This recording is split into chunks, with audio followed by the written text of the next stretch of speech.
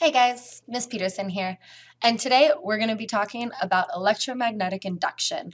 I'll be giving you a general introduction to what magnetic flux is, Faraday's Law, and Lenzs Law.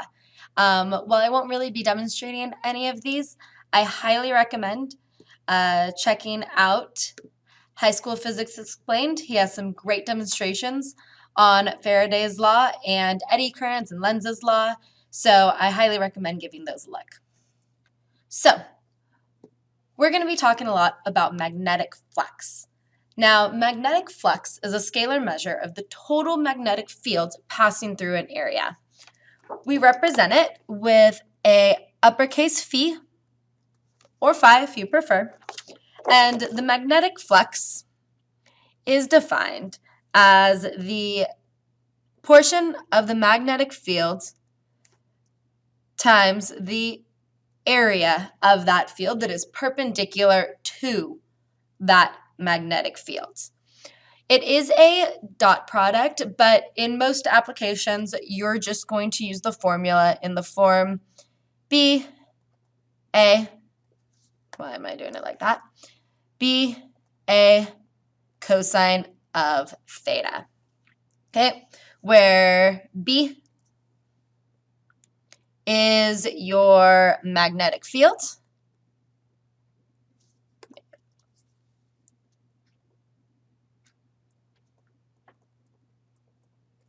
A is your area of the coil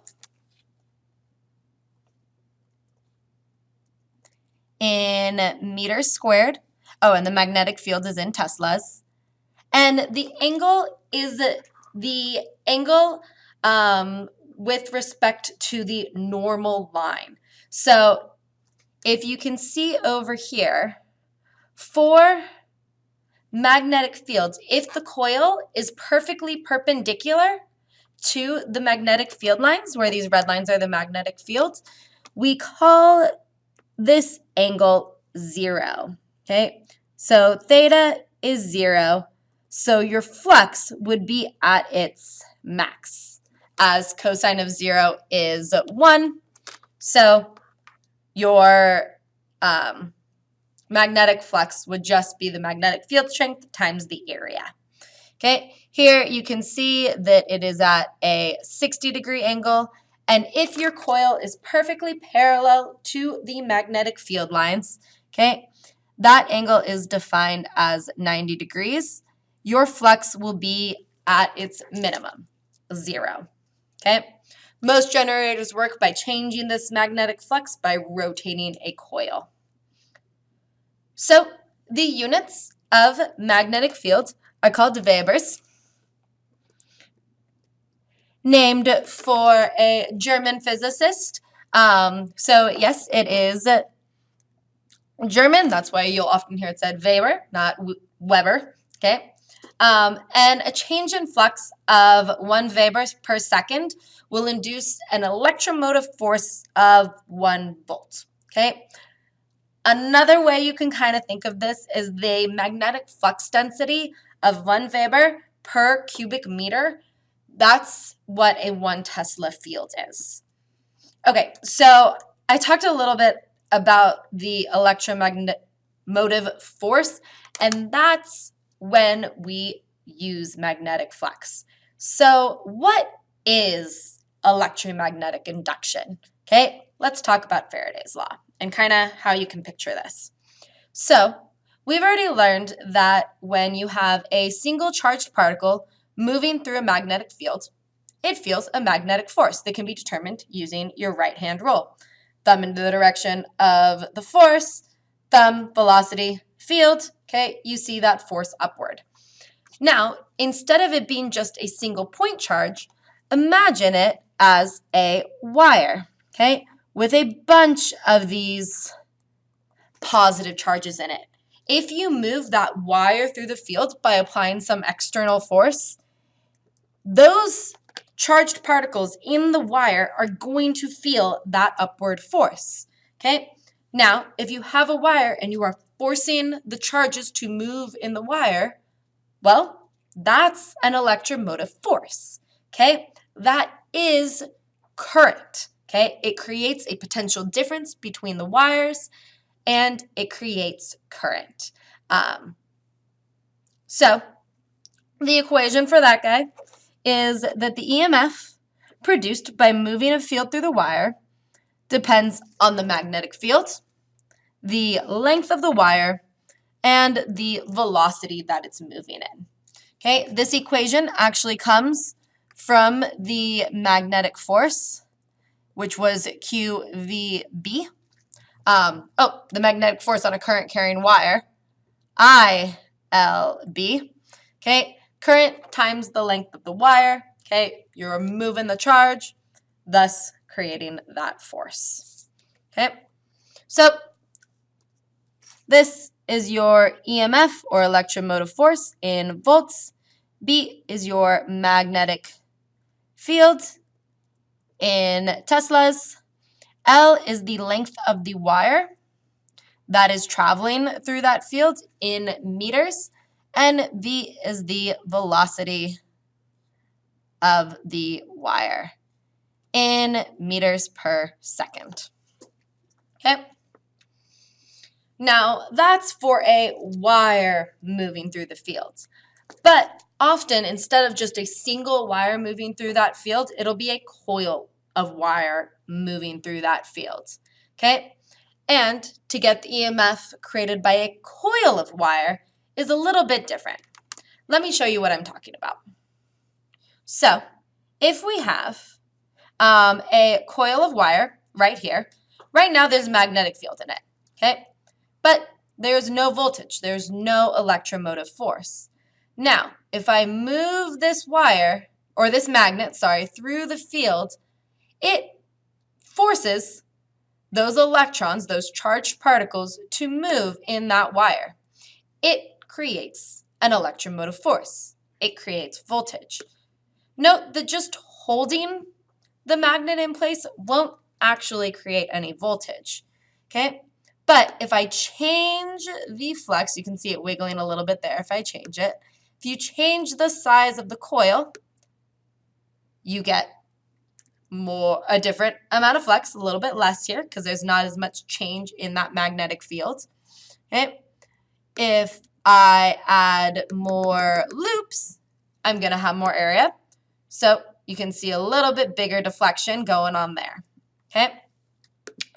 Now that is how transformers work. Another way that you can change the magnetic flux, you could move an electromagnet through that coil, or even decrease the strength of the magnetic field, okay?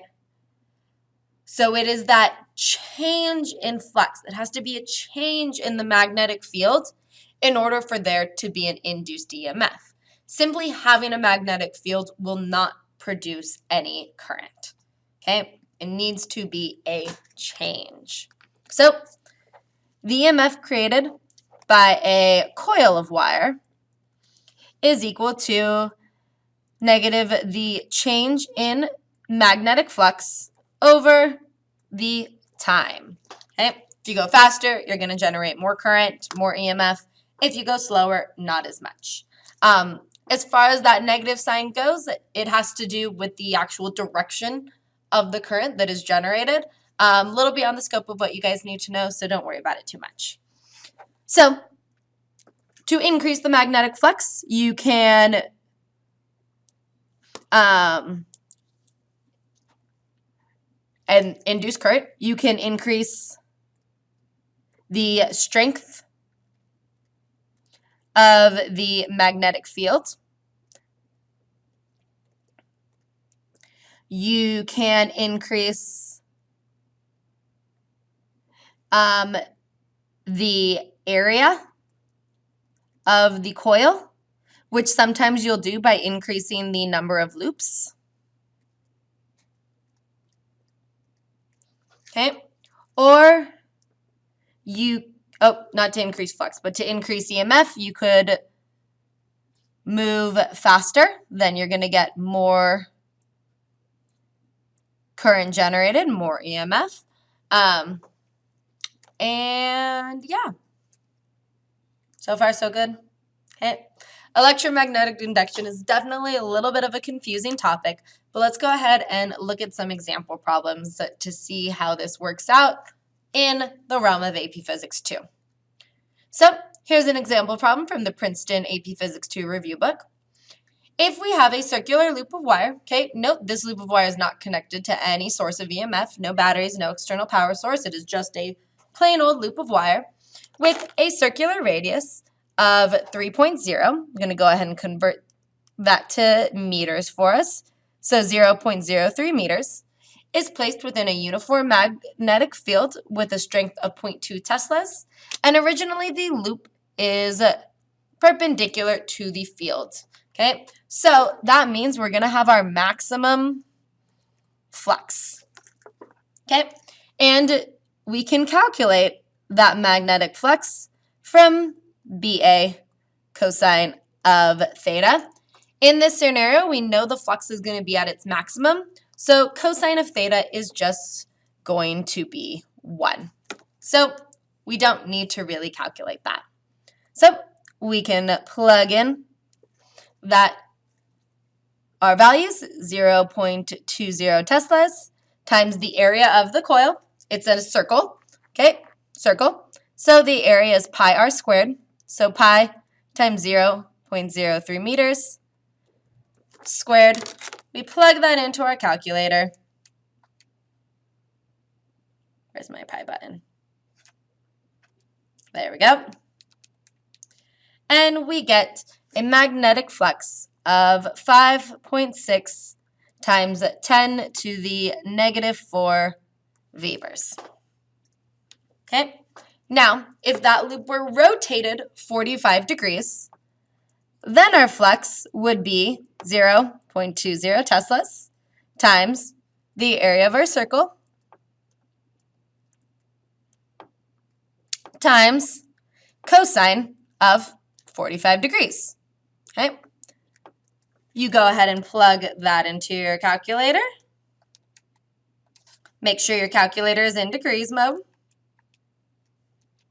And you get a magnetic flux of 3.99, so I'm just going to round it to 4.0, times 10 to the negative 4 Webers, which we expect, okay? If the coil is rotated and no longer perfectly perpendicular, we should have much less flux. Now, if that coil were rotated to 90 degrees, then the coil would now be parallel to the field. So that angle would be 90. Cosine of 90 degrees is 0. If you ever forget that, it is on your handy-dandy AP Physics 2 equation sheet. So the flux would just be 0. Okay, there would be no magnetic flux. Okay, cool. Let's look at another one. This one we're looking at a EMF that is being generated. We have a wire 2 meters long. So the length of the wire is 2 meters. Moves perpendicularly. Cool. So we know that's going to be max flux through a magnetic field of 0.080 teslas, okay, at a speed of 7.0 meters per second. Okay, and it asking you what EMF is produced. Well, the EMF is just BLV. So you plug in your values into your calculator and you get an EMF of 1.12 volts. Now, if that wire has a resistance of 0.5 ohms, what is the current in the wire? So we can go back to our handy-dandy Ohm's law. V equals IR, okay? The current then is the voltage divided by the resistance. So our induced current would be 1.12 volts divided by 0.50 ohms, giving us, yes, I plugged that into my calculator, don't judge me, 2.24 amps, okay? I didn't need to plug it in. Okay, so that's for a wire moving through it. Okay, now I want to look at the EMF for the magnetic flux if this coil were rotating. Okay, so if the circular loop from problem 1, the problem that we were just looking at, okay, it rotates at a constant speed of 45 through 45 degrees in 0.5 seconds, okay, we can find the induced EMF from the change in magnetic flux over the change in time. So let's go ahead and look at this. Our initial flux was 5.6 times 10 to the negative 4, and our final flux at that 45 degrees would be 4.0 times 10 to the negative 4. So 4 and 5.6. So 4.0 times 10 to the negative 4 minus 5.6 times 10 to the negative 4 over half a second. Okay, so sorry, that negative sign is outside this change in. So, does it matter? I don't think it matters.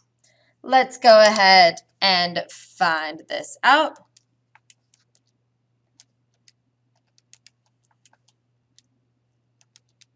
So we have a change in magnetic flux of it decreased by 1.6 times 10 to the negative 4.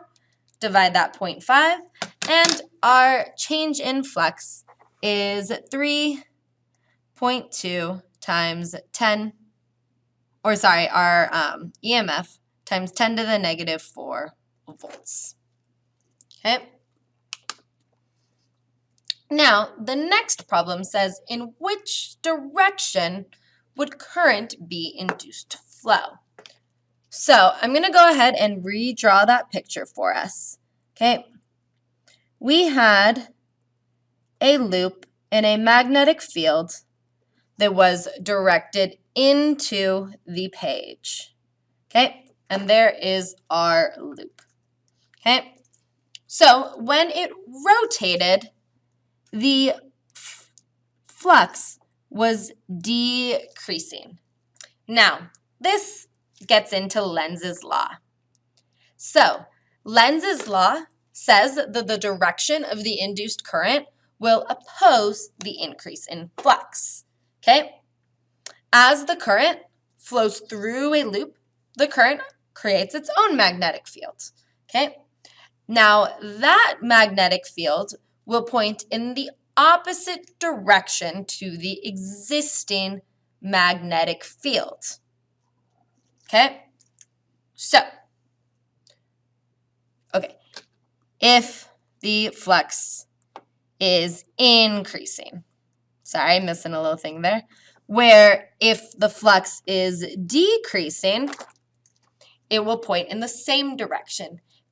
The basics of Lenz's law is that it resists change. Okay? So, if this is a coil being dragged through, and this is like it at little stop points in time, right here, you are going to have no change in flux, so no EMF, no induced current. Okay? Now, as this coil of wire enters the field, okay, the flux is going to be increasing. You are increasing the flux. So it is going to induce a current. Now, the current induced is going to oppose that change in flux.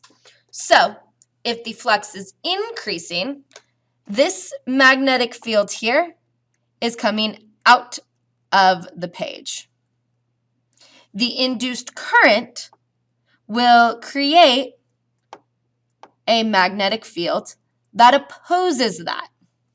Okay, so that magnetic field will be directed into the page. So you take your right hand, point it in the direction of the magnetic field you want to create, and curl your fingers. So it is curling, and the flow is clockwise.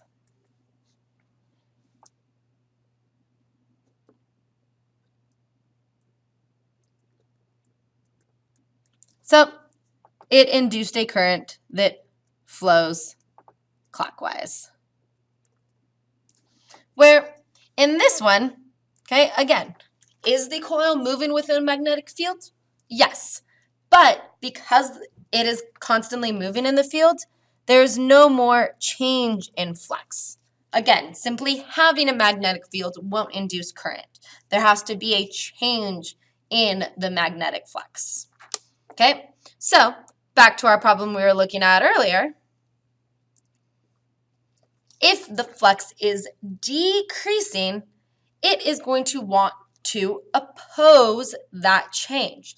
So it is going to induce a current that has a magnetic field in the same direction as the existing magnetic field. Okay?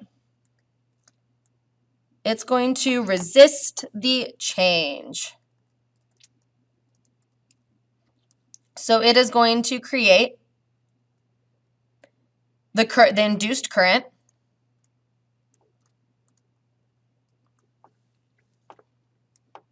will create a magnetic field in the same direction as the existing field. Okay, so the existing field is directed into the page. It will create a current going into the page. So the induced current will flow clockwise. The current will flow clockwise. Okay, cool? Okay, cool. Now, let's look at another one. Ooh, this looks like a fun problem. Okay, a square loop of wire, 2 centimeters on each side, so 0.02 meters. Okay, let's just go ahead and find the area of it right now. The area of our square loop of wire will be 0.02 squared, which is 4 times 10 to the negative 4 cubic meters. Okay, and it contains 5 tight turns, so we'll times that area by 5. So we get 2 times 10 to the minus 3 meters squared for our total area. Okay, you're always going to have to multiply that area by the number of loops. Okay, and it has a totally resistance, it should say total resistance, why it doesn't, I don't know, who knows, of 0.002 ohms, okay, because that's a wire. Now, it is placed 20 centimeters away, okay, so 0.2 meters away from a long, straight current-carrying wire. Okay, so we'll just say that current is directed up. If the current in the wire is increased at a steady rate, so the initial current is 20.0 amps, and the final current will be 50.0 amps in a time of 2.0 seconds. Determine the magnitude and direction of the current induced in the square loop. Assume the magnetic field is uniform and equal to the magnetic field at its center. Okay, so let's draw in this magnetic field. The way I did it is the current was going up, so the magnetic field will be going into the page on the left side of the wire. Okay, so this is my magnetic field. And it will be coming out of the page on the left side of the wire. Okay, the part containing our lovely square loop. Okay, so we need to review another equation. the magnetic field strength created by a current carrying wire comes from the, why can't I find this equation? There it is. Okay, B equals mu naught over 2 pi times the current over the radius. Okay, so this is what determines the strength of the magnetic field that this coil of wire is in. Okay, because the current is increasing, we know that the flux is going, or the magnetic field strength is going to be increasing. Therefore, the flux is going to be increasing. Let's go and find our direction of our current first. Okay, so right now in this loop of wire, go ahead and zoom in on it for you guys. The magnetic field is directed out of the page. Okay, and since the flux is increasing, the current induced is going to oppose that change. So it is going to create a magnetic field in the opposite direction, okay, going into the page. So we put our thumb in the direction of the magnetic field that it's going to create, and we wrap our fingers around, and we see that the current in this one is flowing clockwise. Okay, clockwise current. Okay, into the page because it wants to oppose the existing magnetic field since that flux is increasing. Now, to determine the EMF, okay, we are going to use the equation E equals the change in flux over time. Now, the square loop is perpendicular to the direction of the magnetic field, so it is just going to be the magnetic field times the area over the change in time, where the magnetic field is created by the changing current. Okay, so let's go ahead and figure this out. Our EMF will be mu naught over 2 pi times, the only thing changing there is the change in current. That's going to be the same. Actually, here, let's do this out this way. Okay, over 2 pi, the area doesn't change, so I'm going to keep that area there. It is a square, so we already found the area of it. 2 times 10 to the negative 3 meters squared. Oh, let me put in my value for, no, actually, I'm going to factor this out so you can see the equation first. Okay, times the area over the time. Okay, so time is there too. And the current is what is changing. So we have the I final minus our initial. Okay, not the simplest, cleanest way to write that equation, but you get the general idea.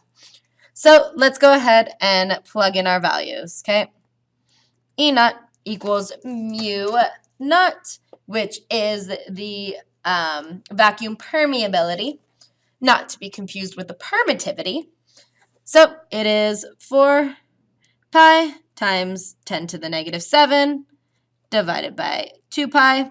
Okay, we can simplify that down to just 2 pi times the area, 2 times 10 to the negative 3 meters squared. Oh, sorry, the units for mu naught are Tesla meters divided by current, amperes, okay, times the change in current, so 50.0 amps minus 20.0 amps, all over the time, 2.0 seconds. So we plug that all into our calculator. 2 pi times 10 to the negative 7 times 2 times 10 to the negative 3 times 30.0 amps divided by 2 and we get an EMF of 1.88 times 10 to the negative 8 volts. Okay, cool? Okay, cool. Let's look at one more example problem all together. Come on, one note. Ah, there we go. Oh, nope. There it is. Okay. Wanted to talk about another way of creating this. This is the design of basically a railgun. Okay.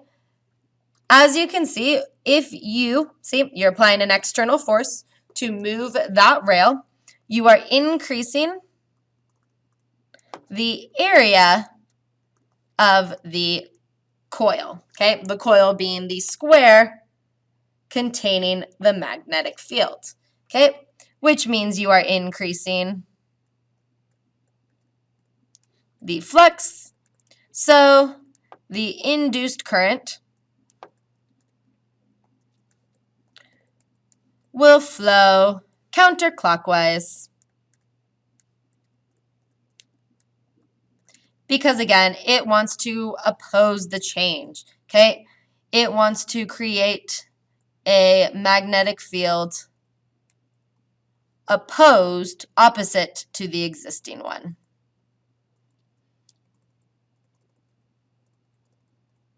So it'll create a magnetic field coming out of the page. Now, this is also how transformers work, okay?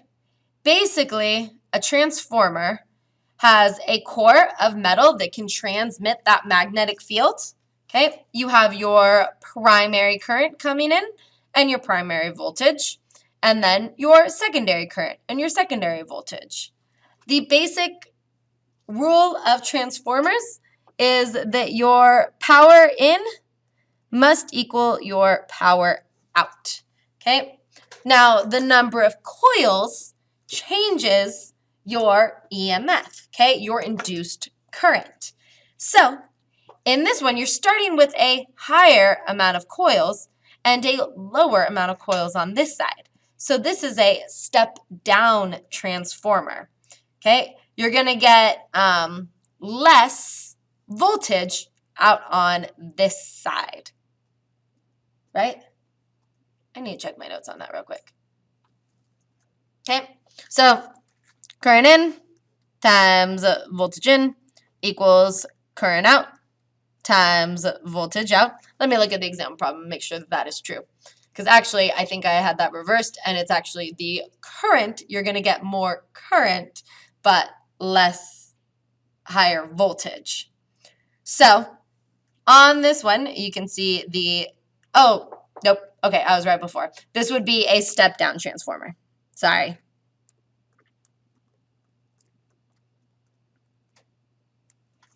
Okay, so because this one has less area, okay, you're going to have less flux, therefore a lower EMF, okay, a lower voltage.